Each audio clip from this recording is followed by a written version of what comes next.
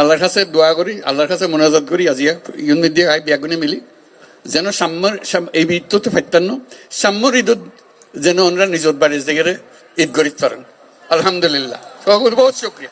গেল রমজানে জাতিসংঘ মহাসচিব সহ ক্যাম্পে রোহিঙ্গাদের সাথে ইফতারে অংশ নিতে গিয়ে প্রধান উপদেষ্টা ঘোষণা দিয়েছিলেন আগামী বছর রোহিঙ্গারা ঈদ করবে তাদের নিজ দেশ মিয়ানমারে। প্রধান উপদেষ্টার এই ঘোষণার পর কিছুটা আশার সঞ্চার হলেও বাস্তবের সাথে এই ঘোষণার মিল পাওয়া যাচ্ছে না মাঠে। কারণ প্রতিদিন গড়ে 200 থেকে 500 জন রোহিঙ্গা অবৈধভাবে অনুপ্রবেশ করছে উখিয়া টেকনাফের বিভিন্ন সীমান্ত দিয়ে। সরকারি হিসাব মতে 2023 সাল থেকে শুরু করে গত শনিবার পর্যন্ত নতুন করে 1,13,000 রোহিঙ্গা অনুপ্রবেশ করেছে। শুধুমাত্র গত এক সপ্তাহে রাখাইন থেকে বাংলাদেশে এসেছে 5,930 জন রোহিঙ্গা। তারা বর্তমানে বিভিন্ন ক্যাম্পে আত্মীয় স্বজনের বাসাবাড়িতে রয়েছে।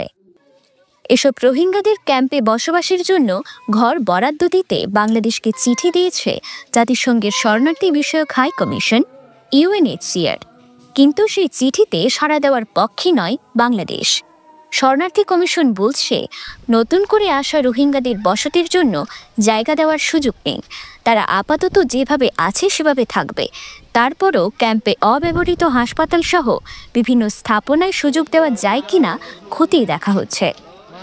রোহিঙ্গা অনুপ্রবেশ না ঠেকালে প্রত্যাবাসন চ্যালেঞ্জিং হয়ে উঠবে বলে দাবি করেন তিনি। গত বছর মে থেকে এই সংখ্যাটা বাড়তে থাকে। May, June, July, August, September, October এখনো প্রতিদিনই 30-30 জন করে ঢুকছে। যদিও বলা হচ্ছে যে কোনো রোহিঙ্গা ঢুকতে দেওয়া হবে না, বা রোহিঙ্গারা ঢুকছে আর কি। তো এটা তাদের আত্মীয় স্বজন বিভিন্ন জনের ঘর বাড়িতে থাকে।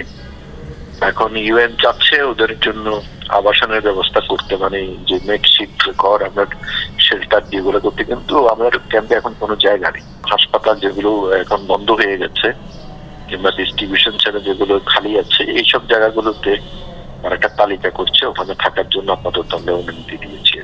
না, রোহিঙ্গা যদি ক্রমাগত আমাদের দেশে প্রবেশ করে তো রোহিঙ্গা প্রত্যাবাসন তো আরো কঠিন হয়ে যাবে, এটাই স্বাভাবিক। পুরো ক্যাম্পটাই তো চ্যালেঞ্জ, রোহিঙ্গা ক্রাইসিসটা একটা চ্যালেঞ্জ। সূত্র বলছে রাখাইন রাজ্যে জান্তা সরকারের সঙ্গে আরাকান আর্মির সংঘাতের পর থেকে রোহিঙ্গারা নতুনভাবে বাংলাদেশে ঢুকছে।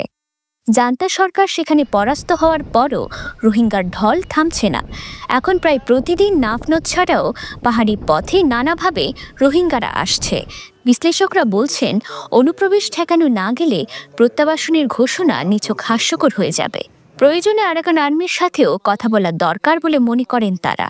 তবে স্থানীয়দের অনেকে বলছে অনুপ্রবেশ ঠেকানোর পাশাপাশি বাংলাদেশের দায়িত্ব ওপারে নিরাপদ পরিবেশ তৈরির জন্য কাজ করা, অন্যথায় অনুপ্রবেশের ঢল থামবে না।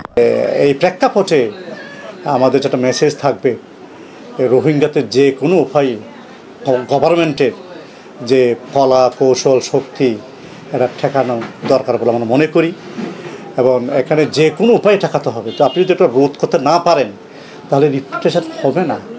আপনি যদি চ্যানেলটা এদিক দিয়ে ঘুরে আসেন স্রোতটা, তো আপনি অপোজিট স্রোতে কীভাবে যাবেন? স্রোতে তো বিপরীত স্রোত হবে না, তো এটা স্টপ হতে হবে। অর্থাৎ তাদের মায়ানমার থেকে বাংলাদেশে যে অনধিকার প্রবেশ, যে অনুপ্রবেশ, সেটা বন্ধ হয়ে যেতে হবে।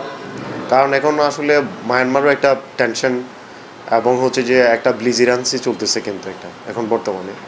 সেই জায়গা থেকে রিফিউজি কিন্তু হয়তো বা অনেকেই জানে না, মানে আনডকুমেন্টেড, এবং হচ্ছে যে কিছু রিফিউজি কিন্তু প্রবেশ করতেছে, শরণার্থীরা কিন্তু প্রবেশ করতেছে।